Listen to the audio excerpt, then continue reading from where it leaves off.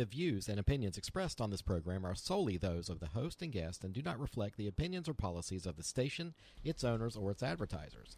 All content should be considered editorial in nature. Listener discretion is advised. Recorded live from the radio studios of WFAY and WMRV, Andrelonis Media presents Cumberland County's smartest hour of talk radio. Welcome back to another edition of the Carolina Cabinet.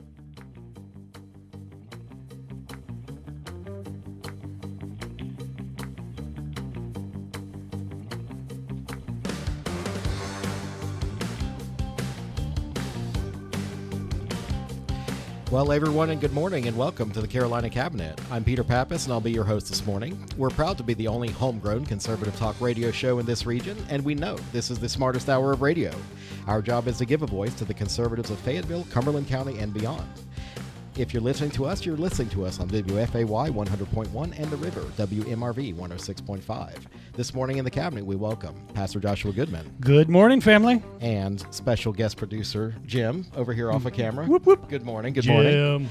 And special guest Sharon Moyer from Partnership for Children. Welcome. Good morning. Thank you for having me. So good seeing you. As we dive into our show, we appreciate you tuning in and spending time with us this morning. Please take a moment to like, share, or follow us on Facebook and look for us at thecarolinacabinet.com. And you can find links to our shows and how to listen on your favorite podcast broadcaster. With that, don't go far. We'll be right back.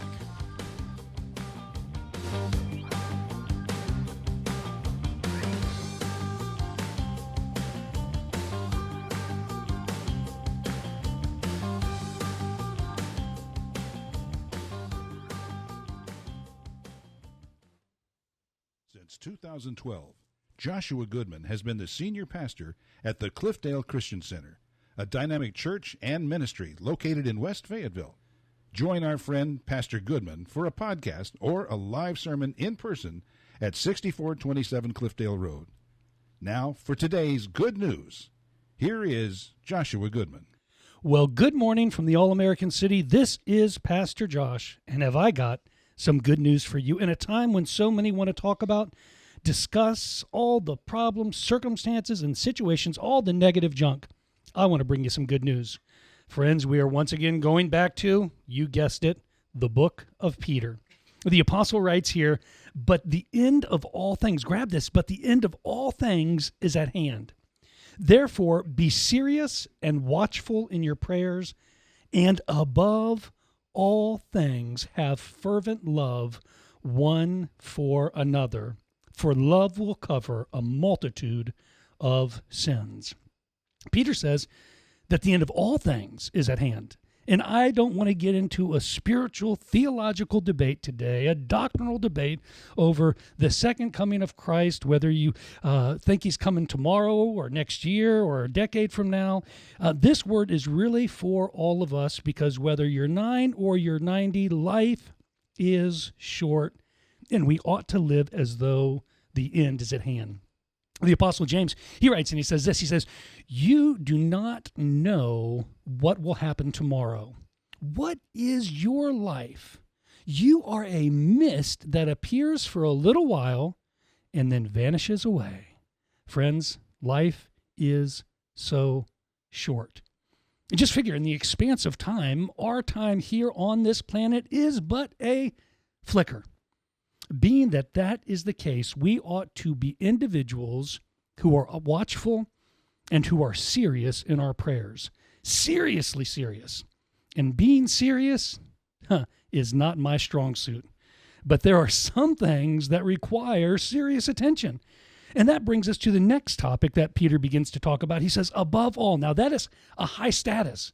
That means above everything else, you ought to have fervent love for one another. Let's break that down because this is good. Fervent is defined there as being stretched out, earnestly, audaciously, intentionally, without ceasing. Now we're going to add that to the second part, which is to love fervently. So Paul defines love as, he says, love suffers long and is kind. Love does not envy. Love does not parade itself. It is not puffed up, does not behave rudely, does not seek its own. It is not provoked to any evil, does not rejoice in iniquity, but rejoices in the truth. It bears all things, believes all things, hopes all things. It endures all things. That is what fervent love looks like. It is stretched out earnestly, audaciously, without ceasing, suffering long, doing what is right, being kind, not envying, not parading itself, not behaving rudely, so on and so on and so on. Friends, our world needs, I said needs, that kind of love. Let's face it, there's not a lot of that kind of love in the world. And you say, but Pastor Josh, this problem is too big. Yeah, but you know what? Your spouse also needs this kind of love. Your family, they need this kind of love. Your friends, they need this kind of love. And yes, you need this kind of love. Peter finally says that love will cover a multitude of sins. I got to tell you, friends, I am an individual who is accustomed to making mistakes. I mess up a lot. And so I too need that kind of love. Just imagine what the world would look like if we started loving with that kind of love. This is Pastor Josh, and that is your good news. Conservative local radio talk show that you're not afraid to tell your friends about. The Carolina Cabinet, land of the free thinkers, and talk show of the brave. And welcome back. Good morning. This is the Carolina Cabinet here morning, with good Pastor morning. Josh Good morning. and Miss Sharon Moyer. It's always good to see you. And Jim off to the side. We won't forget and Jim him. off to the side. Yes. He's dressed in special attire today. Yes. It's Eid Mubarak, right? All right, that's what you say. Yes, Yeah. that's their holy day today. Oh, nice. I wish we had you on microphone because I would go into discussion and ask you all about it. He's shy today. Yeah, he it's doesn't want to okay. be on camera. Yeah, but next it's time. okay. But we always enjoy having him. Yes. So, all right. Well, And things always run smoother too. And they I gotta really say, do. I really have to admit, I really enjoy having Jim by my side here. I do appreciate that. So I'm very happy to hand off. Yes. The technical Yes. Yeah. stuff. So Take care of it, I guess Jim. youth is wasted on the young here because Yes. he's good. He's better at it than me. So. Yeah. Well. So, all right, what have we been up to last week? So yeah, me. I know you've got a full plate. Yeah, always. I'm teaching ministry training school. Right. You know, how's that going? Really good. Okay. Yeah, so about a year, maybe a year and a half ago, kind of like the slogan of our church has always been to win souls and make disciples. And COVID really brought us to a place where we had to adapt how we made disciples. Right. We could not do things as we used to do them. Well, about a year ago, we could start doing them how we used to do them. Mm-hmm. And that is every Tuesday night, we began with an MTS 1 class, then went to an MTS 2 class with the MTS 1 class.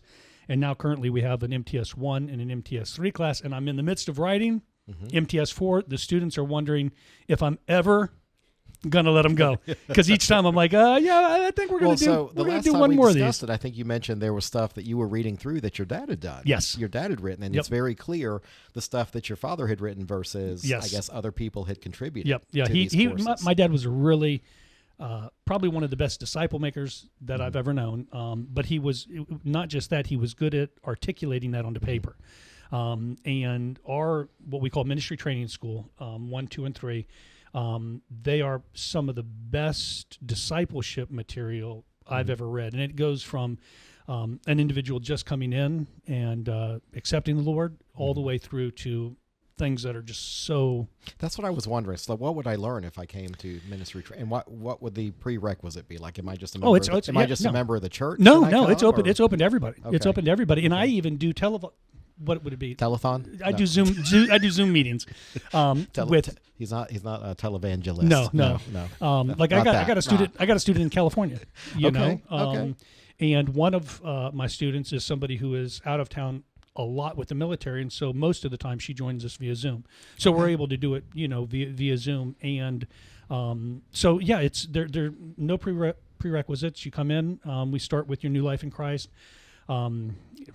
You might be challenged with some of those things because giving up, some of the things that those vices the Orthodox stuff? Or no. I mean the person. Lifestyle. Me being. I think he's saying you're filled with vices. I'm filled with vices. Not filled. Yeah, there's a few. I'm not filled with them so much as I practice them. Sometimes I think that's more the problem is they get out. And Gotcha. And you practice them well. Yeah.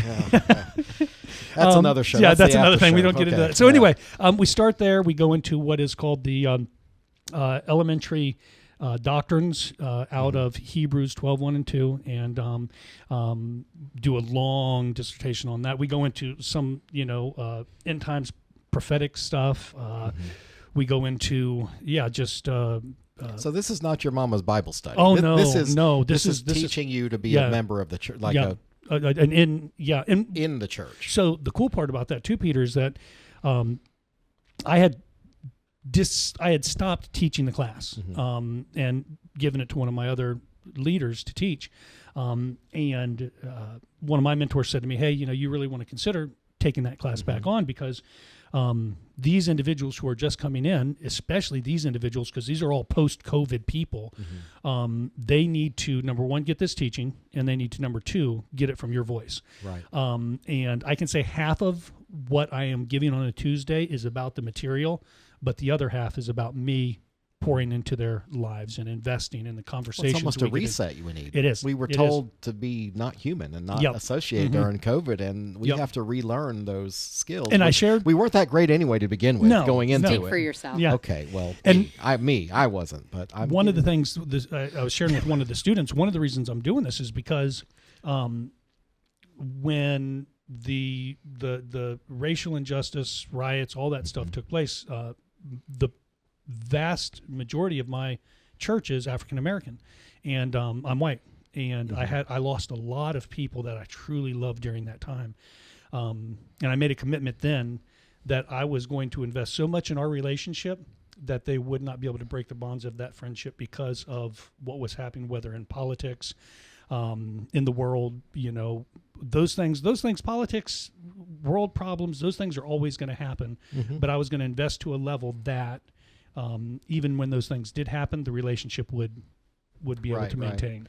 Well, and I know you've worked hard at rebuilding. And, yes. It's not been easy for anybody. No. I mean, really, to get back to that normal. Yeah. Which I don't think we ever really had a normal, but I don't either. And I can tell you that this is not the normal we had 5 years ago. Okay. Whether in church or business, what I am seeing, especially at my church, is a lot of younger people coming in who need community, and COVID tried to rob us of that, right? And did in many cases. You think about the politics back then. Politics was breaking up families and relationships, and people hating each other. You took children out of school in their very formative years, yeah, and when they need to develop social interaction and all this stuff. And I think Sharon can probably have a couple things to say about that, but we set our society back 15 years. Yeah. I don't think it was like a 1 year. No, we're back. It's not one for one. 1 year is 5. No, it just... But what the benefit that I'm seeing that took place is that it caused people to be hungry for that for those relationships again. Individuals who are coming into the church, they are hungry to be a part of the community. And so I'm loving it. I'm happy you're still working on it. I was listening to an old episode we did, and I wanted to ask you, have you found other things you wanted to edit out that weren't your dad's? Oh yeah, yeah. There's it was just a different voice, I think, is the way you described it. Was it just your dad wrote a certain way and other people didn't? Yep.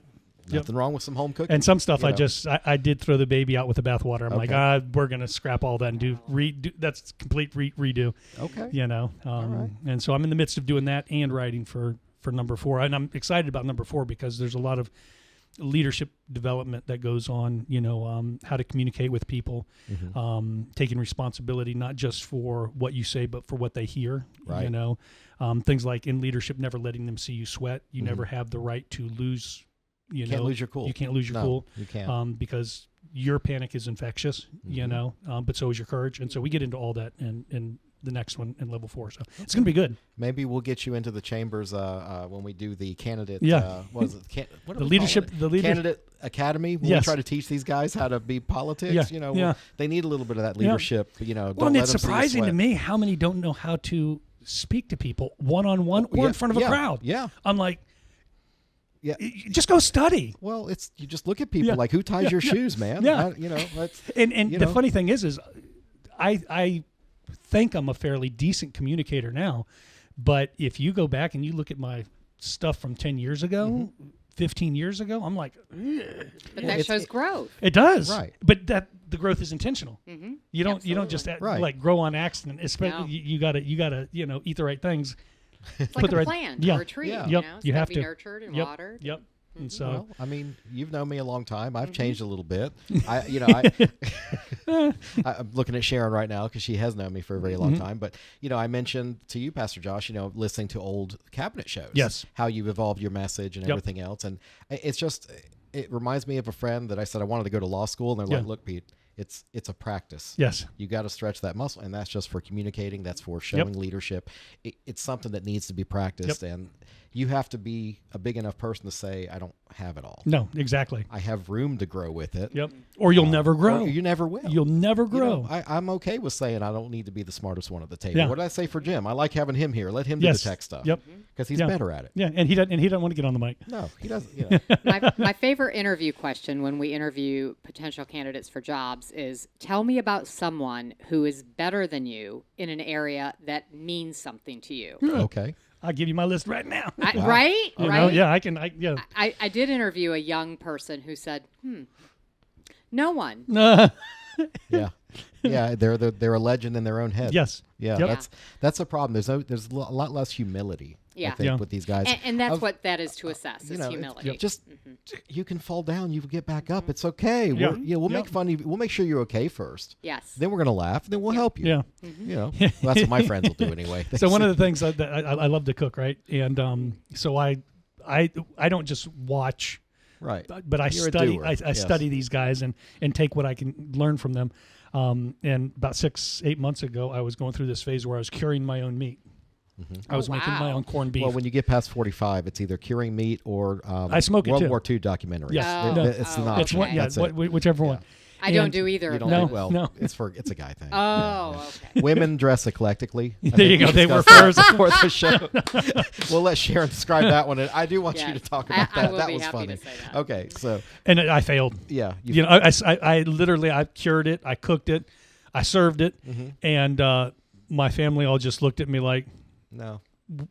"What have you done?" Can we order pizza Yes, now? yeah. I was like, "I'm sorry, guys. Throw it all away. Just throw it. You throw should it away." see how this guy throws down. I will have Yeah, to I- say he.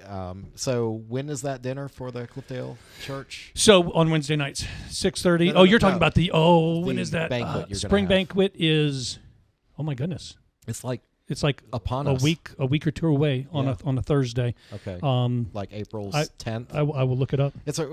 I have to be there on April 3rd Yes, to judge one of his. They have the Renaissance Academy. They're doing the student speech meet. speech meet is what Oh, they call neat. it. So Yeah. I judged it last year, and I was just impressed by the kids. They were phenomenal. There were a couple kids that scared me because they were so smart. Yeah. I always have to mention that because I really remember. Yeah. Just wow. But okay, so So it's the week of Holy Week. Is It's got to be the 17th because then you go. No, it can't be. Man, I'm gonna have to look. we'll get back to you. We'll get It's okay. get back with It's me. fine. Let me. Yeah. Google that. All I was trying to do was prove your professionalism in the kitchen. Yes, That you know what you're doing. Yeah. He knows his way around a kitchen. I do. So Two things I do well: I speak and I you speak and you cook. and I cook. But you forgot to bring us some. Yeah. So Yeah. Sorry. well, and we are lacking Baldinos this morning. Yeah. I I'm was just- gonna bring. I usually, but sorry, sorry, Sharon. I We'll love get you- myself a sub. We'll Me get- too. We'll get you I'm next like- time.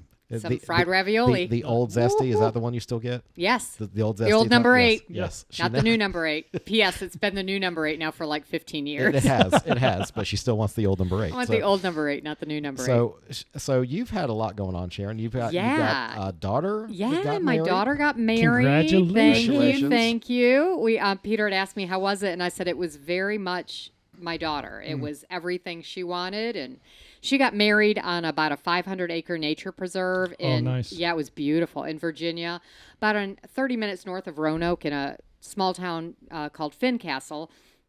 And, there were cabins there on site, so all the young people stayed there on site all weekend, where all of us old people went back to his family's house. We couldn't handle that to travel because I like my own bed. I do for no other reason other than I really like my own bed. Yeah, It and just, my own you know, pillow yes, and my all own, that stuff.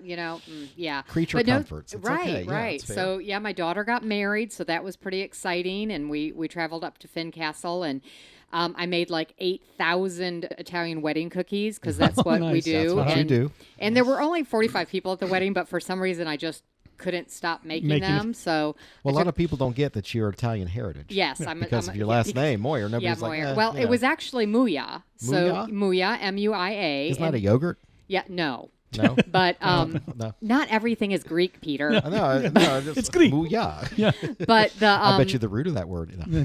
Actually, I do know where the root of the word came from.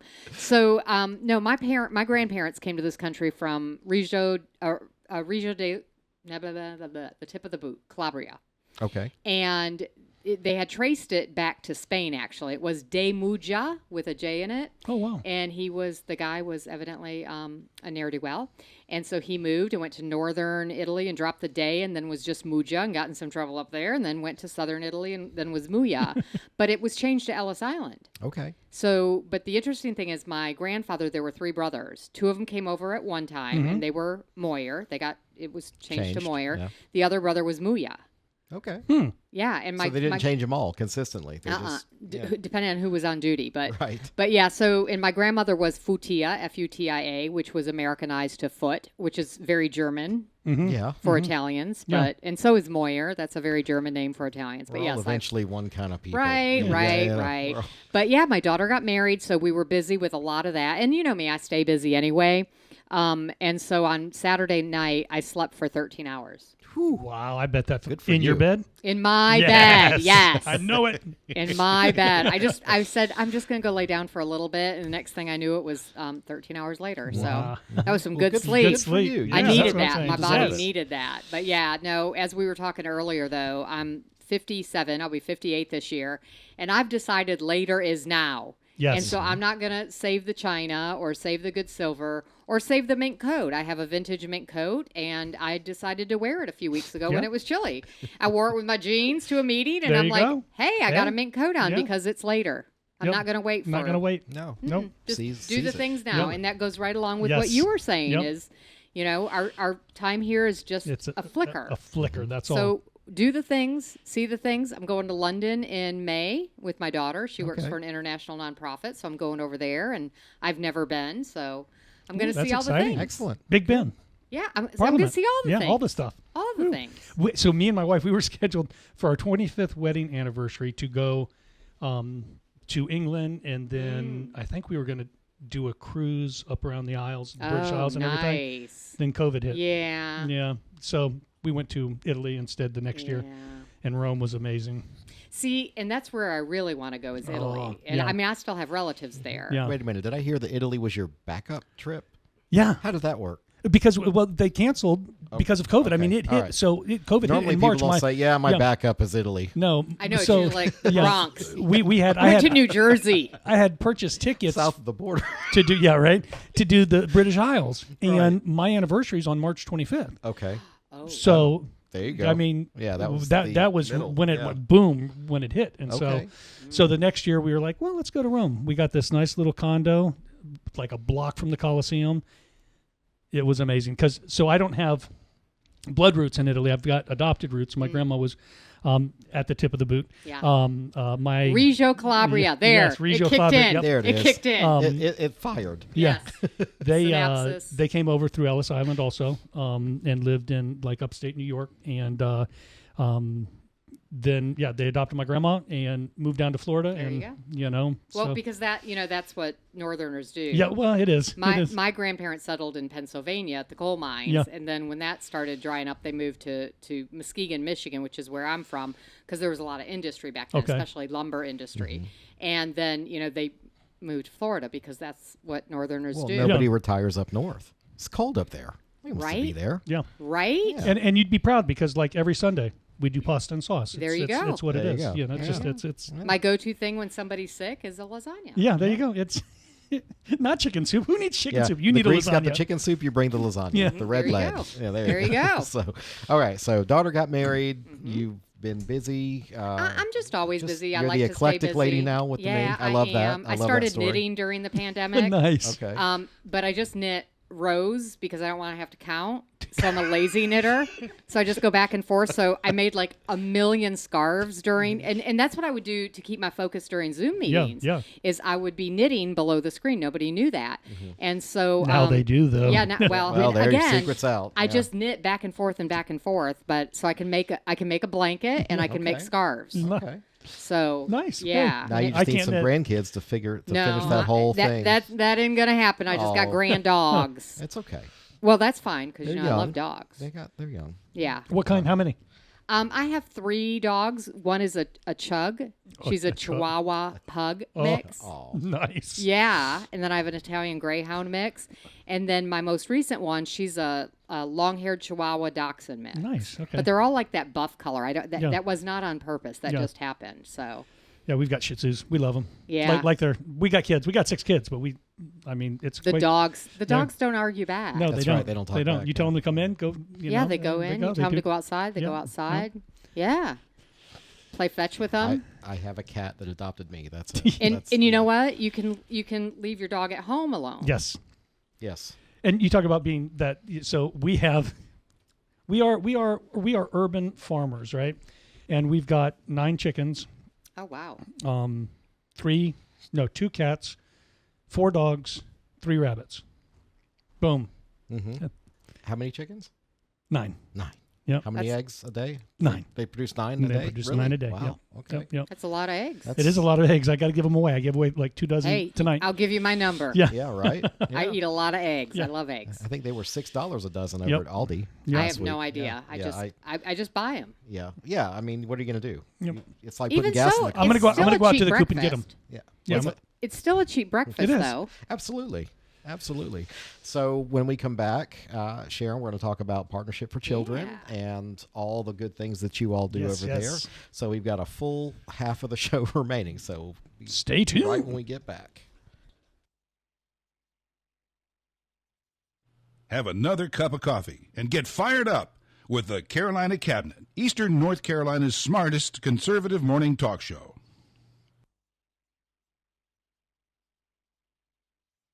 Free thinking, hard hitting, truth telling. You're listening to the Carolina Cabinet, Eastern North Carolina's answer to the radical left. Liberal media's blah, blah, blah. Welcome back to local conservative talk radio. And welcome back to the Carolina Cabinet. I'm Peter Pappas here with Pastor Josh Whoop, whoop. and Ms. Sharon Moyer. Good Hello. morning, good morning. And special guest producer Jim over off the camera. Jim. But he's Jim. running all the technical ones. Jim and has twos. no last name. It's just It's Jim. Just Jim. Just Jim. Like Madonna. Well, it's Or it's, Cher. It's Manad, but then the girl said, "There's that Muppet thing, Mana." Oh, Remember that? So they, he's Mana. Yeah. Yeah. So I did look it up, Peter. Let me interrupt. Oh, you did? I did. Spring banquet. Everybody's invited. Spring Come banquet. out, enjoy my food, Okay. and the speeches, and let us show off a little bit. April 10th on Thursday. Come out and be a part. Called it. Yeah, you did. I should have known it wasn't on the once. 17th. I should have known. That would have just been silly. Well, Yeah. That's too On far Monday, out. Thursday, no. When is Easter this year? So Is it April 20th? it falls. Let's see. This Good is a- Friday is the This is 18th. a real so test yes, for him. This It is. It is. You put this me on- morning. Yeah, This is like your Super Bowl. yeah, man. 20th. I yeah, know. it is the 20th. It's the It 20th. is. Okay. Well, a lot of miscreants, I'm sure, are going to remember the 420 part of that. Uh-huh. So, Oh yeah. Oh yeah, I Oh, knew yeah, somebody yeah, posted about that the Yeah. other day. And it didn't make any sense. Like, why don't? Okay, stoner, whatever. Okay. So Sharon, you graciously accepted my invitation to Yes. come on the show, and we need to talk about partnership. Yeah. What is the Partnership for Children?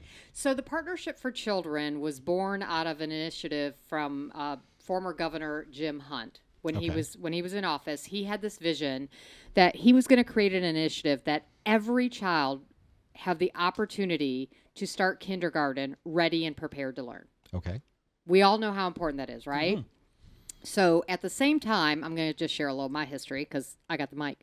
But at the same time, I was working for a nonprofit speech and hearing clinic that was in the same building as the Partnership for Children of Cumberland County. So this was 1993. And we were getting a lot of referrals from the school system of children that were mildly language delayed. They weren't, they weren't severe. And we were like, gosh, how can we get into the childcare centers and screen them before they ever start school so they can start on the same same playing field with the other children. Who's going to pay for that? Well, insurance isn't going to pay for that, Well, so let's start looking for some grants. Well, then here comes the Partnership for Children of Cumberland County, and they're like, hey, we've got this new initiative, and it's partnership, Smart Start, and blah, blah, blah. And I said, well, wait a minute, would you pay for us to do this, to go into these child care centers? Because pediatricians didn't do that at the time. No, yeah. And so they said, yeah. So I wrote a grant, and for several years, our clinicians went into the child care centers and screened children for speech and hearing screening. And we would be able to get these children before they ever started kindergarten. And some of them, they would finish treatment before they ever started kindergarten. And I would have mothers in my office literally crying tears of joy, saying, I knew there was something wrong. My pediatrician said, he'll be fine when he starts school. The school will take care of him. What was quote unquote wrong with the kid? Like they might have had they may have had ear infections during the first few years of life, and so they didn't really hear words properly. So they went. I mean, that's an important. So that's part. what your clinic kind of evaluated. Okay. Right. So there could have been medical issues. There could have been a medical issue, or it could have been they could have been tongue tied. A frenulum. They could have just had a speech delay. I mean, I'm sure we've all known children and parents who speak baby talk back to their kids. Yeah. Well, kids That's not helping them develop. Kids don't know that it's not the right way to say something. Yeah. So it could have been a multitude of reasons, but these mothers in my office were so relieved that their child had this opportunity. And I was so impressed that there was a program that would pay for this and really give these kids what the initiative is, a Smart Start. But I was like, I got to get involved with this. So I joined planning committees and other committees, and then I was on the board, and then I was the chairman of the board, and then I rotated off for a whole year, and I tell people it was the saddest year of my life because I had nothing to do with the Partnership for Children. And then this position came open, and I applied. And I would have been devastated if I had not gotten this job, because this is not about a job for me. Yeah. This is really, I feel like everything in my life has led me to this point. So I was born in 1967, and my father stayed home with me while my mother worked, which was very unusual in the 60s. Yes. But by the time I started kindergarten, I could add and I knew all my numbers. I knew all my letters. I could add and subtract. I could spell. In fact, y'all will appreciate this. My dad thought it was funny to teach me. My first word that I learned how to spell was propaganda. So that gives you a little insight to my father, right? Yeah. But I knew what that did for me, and my parents, they wanted, in second grade, they wanted to put me in third grade. My parents wouldn't and that's when I peaked. I'm honestly, I peaked in third grade. All downhill from there. All downhill from there. All right. But, so I really saw what the Partnership for Children was doing. Firsthand. When my daughter was little, I had a baby, and when she was little, we went to Kinder Music and some of the other things that the partnership sponsored back then. But we started in 1993 as one of the pilot partnerships. There were only 5 of us across the state of North Carolina. Now there are partnerships that impact all 100 counties here in North Carolina. Okay. All right. But our focus, well, first of all, our vision is to live in an economically prosperous community where families are supported and children thrive. Okay. I mean, that's what we want. Don't we all want to live in an economically prosperous community? That'd be nice. Yep. Right? Yeah. Right?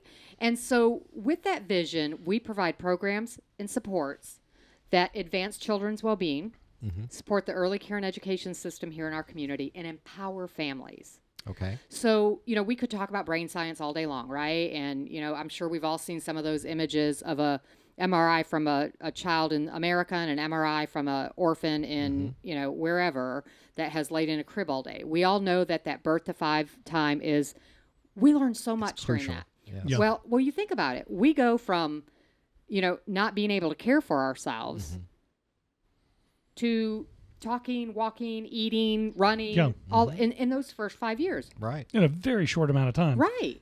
80% of our personalities develop by the time we're 5. Yeah. 80%. Oof. So those are really formative years, right? So we have a lot of programs that help families learn how to teach their children through play. We have a program called Kaleidoscope Play and Learn. That's a free play group that we do 3 times a week.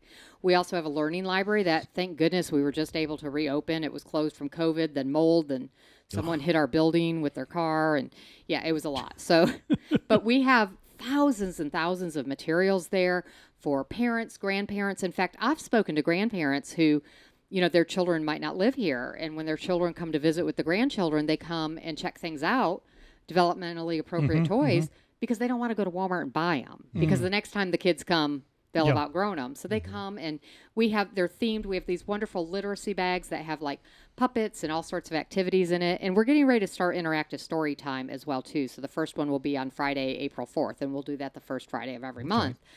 But really, I want to talk about the economic prosperity part of our vision, right? So we all know there's a problem with childcare, right? Big problem. We know that if we don't have enough child cares and teachers in childcare, that people can't go to work. Yeah. Right? I mean, we were in a meeting before the pandemic, because that's how we define time now, right? Yeah, before and after. Yeah. And I remember, there were a couple hundred people in the room, and our president, Mary Sonnenberg, she had spoke, and then it was my turn to speak. And so I said, I'm going to go off script here. Raise your hand if you have either had to miss work because you didn't have childcare, had to pick up the slack from someone at your job because they didn't have childcare, or had employees call out because they didn't have childcare. Only every hand in the room. Every hand went up. Only every hand in the room. Because it's an issue, right? Yeah. So the childcare was on the cliff before the pandemic. The pandemic pushed it over. Oh, yeah. We know that, right? And so I did provide you with some statistics here and all that, and you can read those later if you're interested. But the short of it is, we don't need more child cares. We need more teachers. Yeah. A friend of mine said to me a few weeks ago, well, why don't they just build more child cares? And I said, first of all, who's they? And second of all, that's not the problem. Yeah. Peter, you're in the restaurant business. We've all been super hungry, and we stop at a restaurant and we see, oh, there's not too many cars in the parking lot. Good. I'm going to get seated quickly. And you go in, there's lots of empty tables, and the host or hostess says, oh, there'll be a 30 to 45 minute wait. And you say, but you have all these empty tables. And they say, we don't have the wait staff or we don't have the kitchen staff. It's the same thing in childcare. We have plenty of classrooms right now, but we don't have any teachers to fill them. So the city of Fayetteville redirected some of their ARPA dollars to us for a program that has worked in other counties, and we hope that it will work here. It's a workforce development program. So if someone has not been in the childcare field at all, they can sign up for this program, and we'll take 15 at a time, and right now, or 12 at a time, and right now we've got 15 that are interested in the program. 12 signed up with a waiting list, and we'll do this every handful of months or so. We keep people on a waiting list because the first thing they have to do is pass a background check. Sure. Of course, yeah. If people don't pass the background check, then we'll go to the waiting list. Now, is this special training you're issuing, or is No, this just kind of we're hurrying them through? paying for this. You're paying for it. Through the ARPA funds, through the Okay. city of Fayetteville. So you're paying them to sit and learn. No, we're not paying them. Okay. We're paying for all the fees Okay. that go with this. So there's a background check. And then there's a FTCC course that we are going to fund. It's the first course. So it's called, let me look at my notes here. It's EDU 119 at FTCC. And we're actually going to hold those classes in our building because that's a familiar place. Okay. Yeah. They don't have to worry about navigating campus. And when they finish this course, it's an 8-week course. When they finish it, they will have their credentials and they can go to work in a childcare. Okay. Now, they can go to work in a childcare, but they can also then go on to get their associates in childcare, and then, of course, their bachelor's if they so wish. But this is like an abridged fast track, right? Yeah. So within the matter of a couple of months, we can have more childcare providers working right here in our community. Yeah. And part of this, too, is a mentorship with the childcare centers, so that way, they won't they'll know what a classroom is like. Because also, people might think they want to do that, and then they get in a classroom and they may say, oh, wait a minute. this is not for me. Yeah. This is not for me. It's similar to the people that go into Cumberland County schools as lateral entry because they have a degree, and then they walk in and they don't have classroom management because they've never been in a classroom before. They have no idea. And then we vilify the poor teacher that was trying. I mean, they were trying, but they weren't given the need tools. real world. Well, and that is why I'm experience. not in any type of teaching capacity. You'd be great at it. Sharon. I teach adults. Just my one wife more. teaches fourth see, graders. I could maybe fourth graders. I don't know. I don't know. I don't have that kind of energy anymore. So No. So again, we really look at the community holistically and try to identify gaps and how can we help fill those gaps. And another great program, I always like to tell our lawmakers, we're making taxpayers. We have, because again, if we can get people through this program. Yeah, they work, they pay taxes. They pay taxes. We have another great program with FTCC called Parents for Higher Education. And this is a program that helps parents stay in school, and we help pay for their childcare, through childcare subsidies. And in December, I was at the President's Open House at FTCC, and I was talking to Dr. Mark Sorrells, great man. And he said, this Parents for Higher Education program, it is such a godsend for us. And he told me a story about a woman, a recent graduate, who was homeless, living in her car with her child and her parents. Wow. Yeah. And she always wanted to be a nurse. So she went to FTCC, asked about the programs that were there. Of course, they were able to get her some grants and financial aid for tuition. But this Parents for Higher Education program made sure that her child was in a high-quality, licensed childcare while she went to school. And Dr. Sorrell said she walked across that stage at graduation into a $70,000 a year job. Wow. Homeless. She was homeless. Yes. So to 70,000. It's transformative for it people. is. I mean, my gosh. It absolutely is. So this is one thing I've been a little not confused about. With Partnership for Children, where does that fit in between the government and daycare? It's like, where is that cog in the machine? I'm trying to figure that out. So we are very complicated by nature. All of the partnerships I didn't expect an easy answer. Sharon. Because we are our own separate nonprofit, but we receive public funding through the Smart Start Initiative, which isn't even our largest funder anymore. The other one is NC Pre-K, which is free pre-K for families that qualify. So there might be financial qualifications, there might be developmental disability qualifications, there might be health qualifications, or military. If a child is a military dependent, they qualify for NC Pre-K. So do you have the pre-K program? We fund it, and they are held in private sites, private childcare sites, Head Starts, and in select Cumberland County school sites. Well, keep it simple. So the government has their pot of money. Yep. You write grants, you get money. Yep. And then you administer all these really cool little programs from Partnership. Yes. And you said now we have representation of Partnership among all the counties in North Carolina? Yes, all 100 counties. Really? But what's really great about the Smart Start Initiative is while they do prescribe how much you need to spend in certain areas, how we spend that money on certain programs is really up to the community's need. Yeah. Like we have a very young community here, right? So we piloted a program in 2000, which is still here. It's called Family Connects. So it is a universal, meaning it's for anyone. There's no financial qualifications. It's a universal home visiting program for families with newborns where we provide up to 12 weeks of support from the date that child is born. Wow. What kind of support? It's 12 weeks of connection and referrals to different types of entities in Cumberland County. One is the Dolly Parton's Imagination Library. We all know and love that, right? Yeah. But also it is a home visit or a virtual visit, depending on where the family's comfort level is, by a specially trained registered nurse. And it is universal. That's the only way it's going to work because you know what? Child abuse and maltreatment knows no socioeconomic boundaries. No. Right. Maternal mental health, postpartum depression, no socioeconomic boundaries. In fact, and this program identifies gaps in the community as well. You'll be interested in this, Pastor.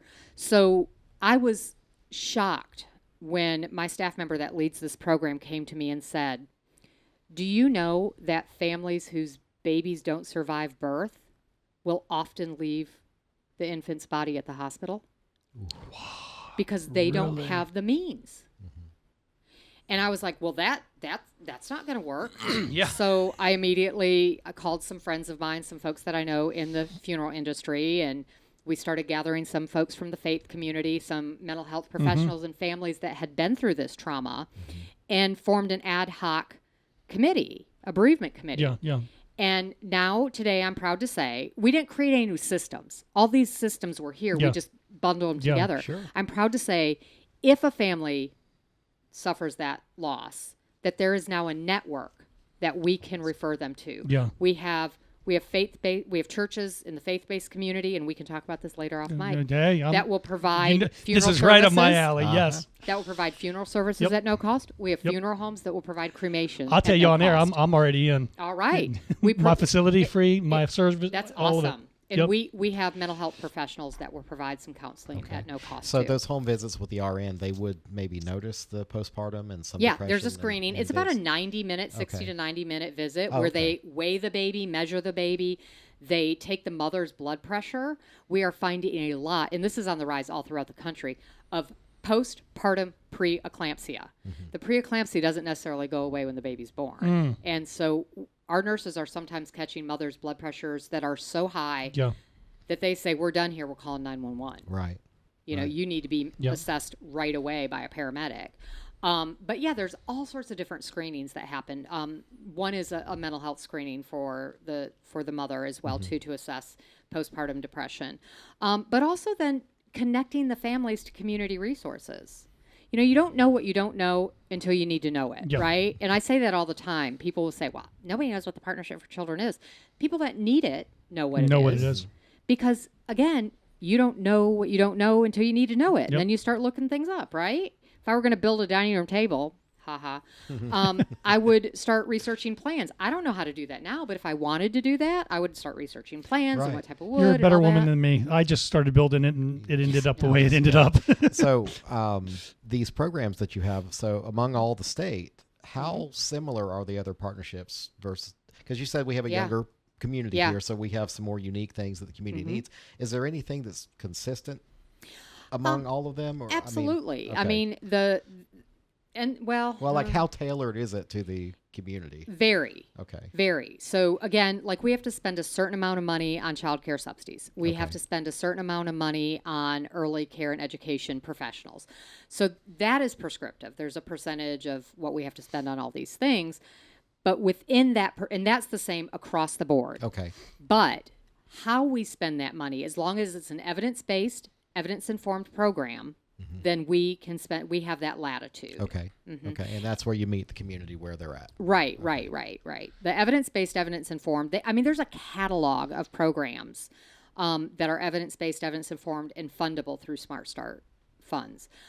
If we happen to run up across one that wasn't, and we felt that it should be, we would make an argument for it and take that up to the North Carolina Partnership for Children. I call them our mothership. They're the ones, the legislature didn't want the department, the state writing a check to each little partnership. So there is a clearinghouse for all of that. Okay, so there's some central control, or at least administration of some of this. And the oversight that we have is interesting. In fact, nonprofit world, a lot of people think they're all on the take and this, that, the other, right? You're just rolling it. But like, for instance, we miscoded some cases of water for meetings and stuff. We had to return $17 and some odd cents to the state a few years ago. That's my money. I want it. Yeah. That's my money. $17 and some odd cents. Okay. So who oversees, is there a committee at the legislature that handles this? No. So that is also through the North Carolina Partnership for Children. And so there are mandates from the legislature about what they monitor in regards to programs and then what they audit in regards to funds. Yeah. A lot of people read those headlines and they stop reading when they see, they got $500,000. And they didn't see what they did with it. It's all in their pocket. It's like, you have no idea. And a lot of money comes through our partnership. Our budget's around $18 million a year, which is a lot of money. Cumberland County. For Cumberland County. Okay. It meets 16% of the need here in Cumberland County. I was going to ask you, how underutilized are you? 16%. Yes. We have room to grow. We absolutely have room to grow. And so we do write grants. We write grants for other things. In fact, we've the city has funded part of the Family Connects program in the past. We've asked the county this year to help fund. They have funded in the past as well, too. And in this fiscal year through December 2026, we do have some city funding as well. We just have to spend it by December 20. Well, now the ARPA funds, didn't they have to be earmarked like last year in 24? They had to be encumbered. There was some. I think that's the right word. Yes. Yeah, by December 1st. You had to obligate them somehow. Right. You had and to we said we are going to spend it. We said we can spend your money. Yes. Good. Good. Did you get any from the county? We got a small amount from the county. They had like $10 million. I shouldn't say left. a small amount. I mean, it was a big amount, No, but we've asked them for more. Well, I know somebody that ran for office last year, and I kept harping on, they've got $10 million in ARPA. What are they doing with it? And I think some of it went back.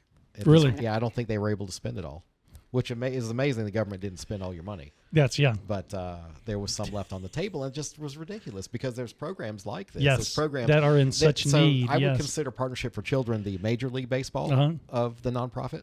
Thank you. You guys have your stuff together. Yeah. We try. Well, we've discussed except for that $17 and some odd cents and some well, bottled water. Quit buying that fancy water, But we've Sam's had. Club.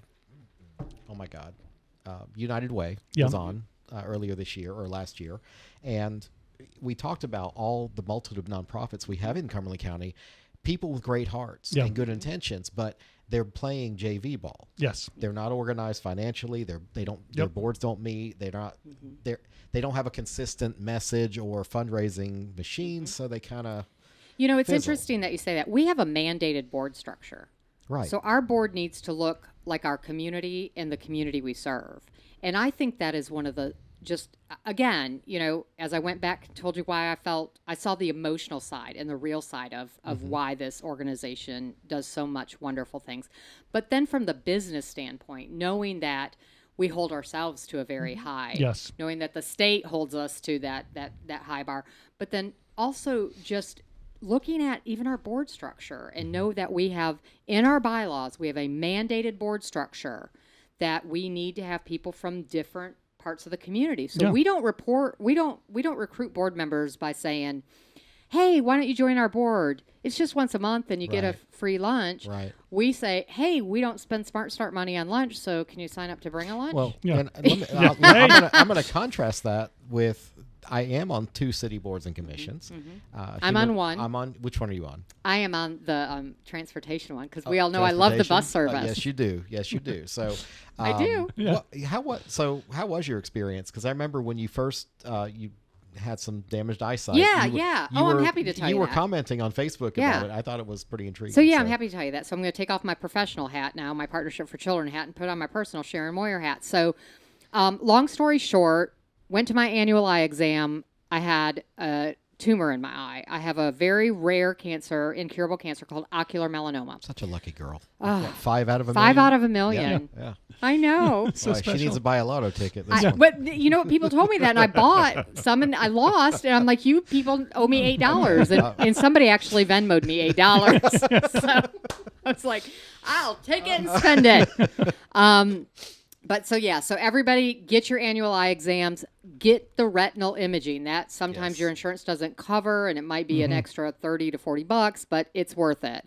So I had to have some pretty not fun radiation treatment to my eye. Yeah, they went in. The tumor was on the small to medium size. The thickness is what really it is, and it was 3.3 millimeters thick. So they had to go in and sew a gold disc over the tumor with a bunch of radiation seeds in it. Had to sit there for 4 nights. It was so much fun. No. But, then I couldn't drive for like 5 weeks. I could barely see out of the eye. Yeah. Double vision was bad, all that stuff. So I was like, I'm going to take the bus. I have a bus stop literally at the end of my street. Yeah. I'm going to take the bus. I love the stinking bus service here.